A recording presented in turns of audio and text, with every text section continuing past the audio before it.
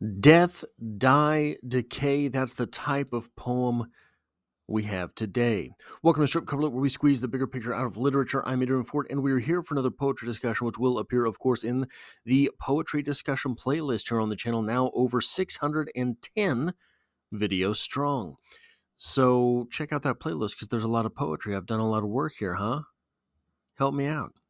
Funeral Blues by W.H. Auden is the poem in question, and it reads as such. Stop all the clocks, cut off the phone, prevent the dog from barking with a juicy bone, silence the pianos with a muffled drum, bring out the coffin, let the mourners come. Let aeroplanes circle moaning overhead, scribbling on the sky the message he is dead. Put crepe bows round the white necks of the public doves. Let the traffic policemen wear black cotton gloves. He was my north, my south, my east and west, my working week and my Sunday rest, my noon, my midnight, my talk, my song. I thought that love would last forever. I was wrong. The stars are not wanted now. Put out every one. Pack up the moon and dismantle the sun. Pour away the ocean and sweep up the wood. For nothing now can ever come to any good. Now,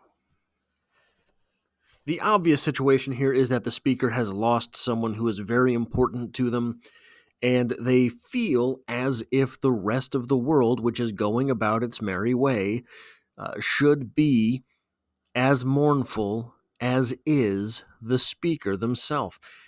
This is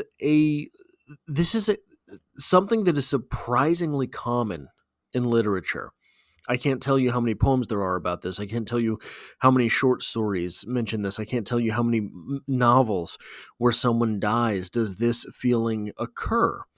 And I think that this must be one of those inevitabilities about life, that when this happens, there is only one way to feel, and it is as if you are being left behind by the rest of society.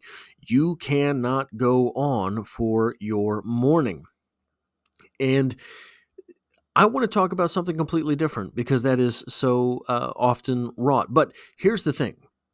If you were here because you were writing a paper about this poem, which I understand is like 80% of the traffic that I get on this channel, I will give you something before I start my other discussion. So, this poem is about being stuck at a phase in life. Our speaker here is stuck on whoever the he is that was the north, south, east, and west. Whoever that person is that died, our speaker is stuck there with that person, right? They do not feel as if they can move on, so they feel that no one else should be moving on. This is a poem comprised of 4 stanzas of 4 lines. Whenever you get that, oftentimes the rhyme scheme will be A, B, A, B. It would be telephone, drum, bone, come. Instead, what we have here, telephone, juicy bone, drum, come. Overhead, he is dead. Public doves, cotton gloves.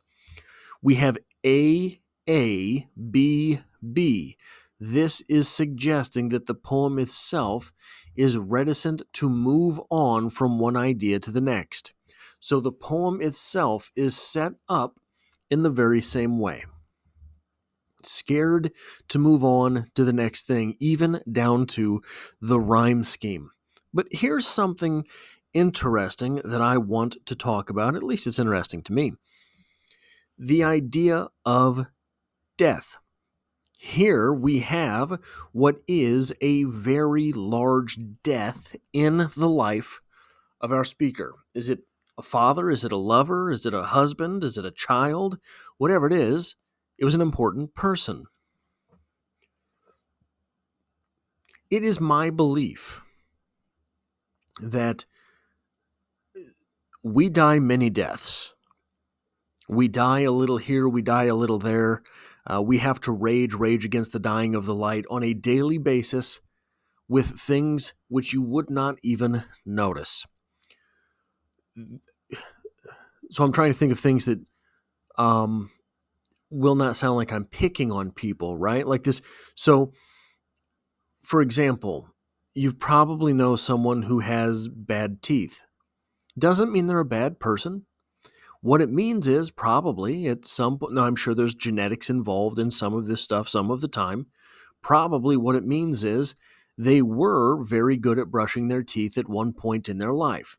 At some point, they didn't brush their teeth before they went to bed. What happened to them? Nothing. Nothing happened. They just went about their next morning. And the next day, maybe tired again. You're supposed to brush your teeth in the morning, you're supposed to brush your teeth at night. But that night, man, just didn't feel like it. And what happened? Nothing. These are small deaths. Eventually, problems come because of them. If I can use another example, I'm going to throw into the world of sport. You don't have to understand sports to understand this analogy. I'm just making the case for what I'm about to talk about. American football, something that I know and love. I played football from the time I was in the 6th grade until my junior year in high school. Loved it. One of the problems with football is something called a concussion, which is when your brain knocks against your skull and it resets you. Now, there are big concussions and there are little concussions. I probably had, I'm a little guy, ran real hard, probably had tons of concussions during the years that I played football. You're running headfirst into other people, most of them much larger than you. Probably had tons of concussions. You don't notice a lot of them. You quote unquote, this is back when you were not having a concussion, but quote unquote getting your bell rung. I had a big one. My sophomore year in high school, I had a great big concussion. I was hit head to head in the back of the head. Boom. Got up, went back to the huddle, was listening to the coach call the play, and I collapsed. 45 seconds later, a minute later, collapsed then. That's a big concussion. After that, my life was not the same. Getting knocked out like that changes you. You often hear the phrase getting the sense slapped into you. It's a real thing.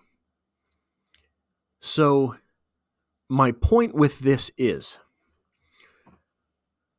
a lot of those little concussions, you still have them. And you don't notice it until a big one happens. That's when you know what a concussion is. A lot of those little deaths, not brushing your teeth at night anymore, it's a little one. You don't notice it. It's only when your teeth start falling out that you realize the problem. I think that what we really do during life, we notice the big concussions. We notice the person who is my north, south, east, and west dying. And that moment feels like losing. That moment feels like the big concussion. That moment feels like you think everyone else should stop for a moment too. And that's understandable. I think if I can make a point with this poem, what we really need to work on is noticing those little concussions. If every time you decided you weren't going to brush your teeth at night, whatever the problem is, right? You felt this loss just the same.